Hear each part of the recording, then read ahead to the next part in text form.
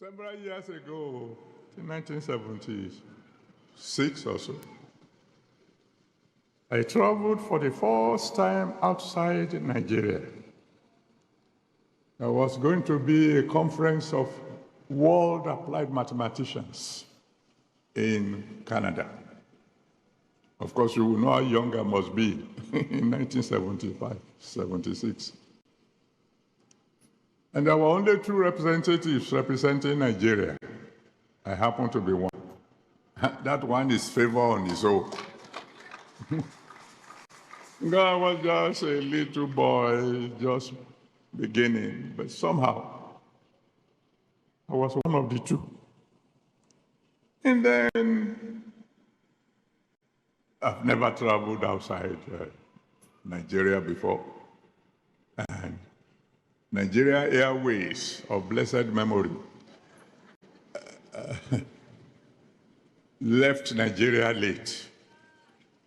So by the time I got to London, where I was to take my flight by British Airways to Ontario, I think, Canada, the British Airways plane had gone.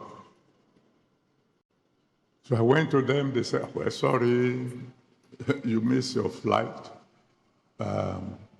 We will arrange for you to stay in an hotel. And quickly they made the arrangements, and then they said it's Nigeria Airways that was late, that they will pay. They have already given me everything I needed to go to the hotel before they picked the phone to phone Nigeria Airways. And I was hearing their conversation. Don't put him in any hotel. I didn't wait. I ran. I got to the hotel, and it was time to eat. And I went to greenhorn, fresh from Africa. I don't know any of it. And there were two restaurants, one on the right, one on the left. Which one do I go to? I said, when I get to heaven, I'm going to be on the right. So I branched to the restaurant on the right. I didn't know that that is the restaurant for first-class passengers. And I had economy. So I went there, and I'm telling you, the food there was something else. That was the first time I found myself sitting down at the table and a white man was serving me. Oh, I wish somebody would take my picture. So I went there, took lunch, took dinner. On the following morning, I went to the airport, took breakfast. Then as I was about now to go, they asked for my meal ticket, the ticket they gave me at the airport. And I showed the man there, I said, no, you should belong to the left side. I said, that's too late. Favour. Then I got to Canada, and the queue was very long, because people came from all over the world. White people, yellow people, everywhere. The queue was long, and it was cold. It was the first time I was living, I didn't know anything about the cold over there. And all of a sudden, a woman who came from the table where they were registering the people, came all the way. And suddenly she stopped when she got to me. What's your name? I told her. Where do you come from? I told her. Then she turned back. Few minutes later, she returned with a big cup of hot tea and a big pack of sandwiches and gave to me.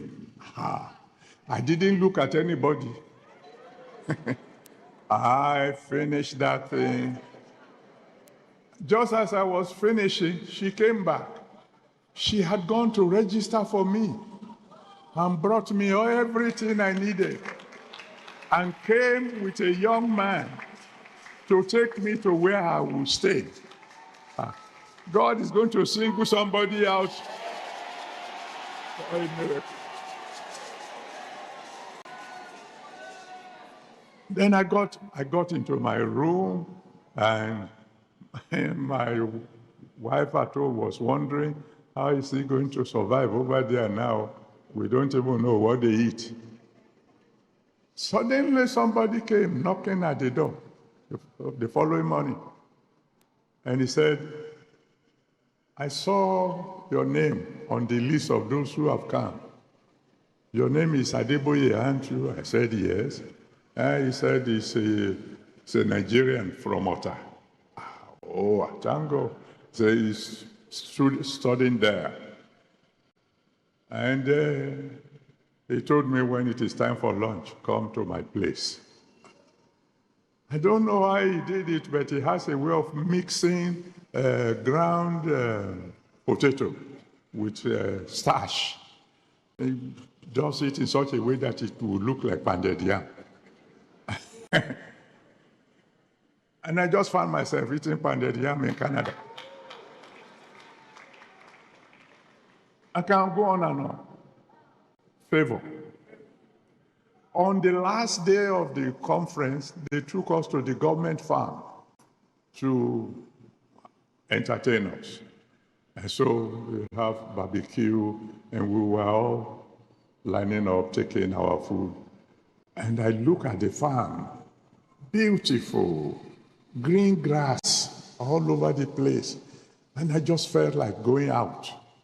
I took my food, went outside, and one young white man followed me. I don't want to tell you the story of how God distinguished me at that conference. And when I got out and I saw the very beautiful green grass, I felt like sitting down and just enjoy myself. But when I touched the ground, it was cold. So I decided I would stand. And the white man came to me and said, you want to sit down? I said, yes. He removed his jacket, spread it on the floor, and told me to sit. I said, no. And I heard God say, sit down. You are the son of the King of Kings. I am praying for someone today, beginning from this moment, you will be enjoying divine favor.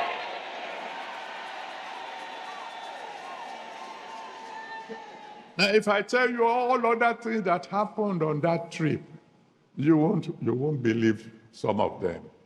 But God just kept on showing me favor upon favor upon favor.